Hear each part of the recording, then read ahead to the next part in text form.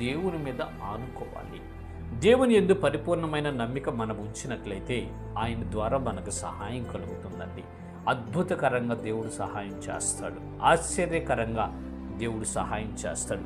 ఏ దిక్కు నుంచి చేస్తాడో మనకు తెలియదు, కానీ సహాయం అయితే ఆయన చేస్తాడండి. మనమే నమ్మలేని విధంగా అన్బిలీవబుల్గా ఆయన మనకు సహాయం చేసేటటువంటి దేవుడు. అయితే మన హృదయము ఆయన యందు నమ్మిక ఉంచాలి. నేను ఆయనను నమ్ముకుంటున్నానులే, ఆయన నాకు సహాయం చేస్తారని నోటితో చెప్పేసి మన హృదయంలో విశ్వాసం లేకుండా ఉంటే మన జీవితంలో దేవుని ద్వారా సహాయాన్ని పొందుకోలేము. ప్రియులారా, దేవుడే ఉన్నాడయ్యా, దేవుడే చూసుకుంటాడు, ఆయన సహాయం చేస్తాడని మన నోటితో చెప్పినంత మాత్రాన కార్యాలు జరగవు. హృదయములో నమ్మిక ఉంచాలి. పరిపూర్ణమైన హృదయముతో ఆయన యందు విశ్వాసం ఉంచినట్లయితే పూర్తిగా ఆయనపై మనము భారం వేసి ఆయనే నా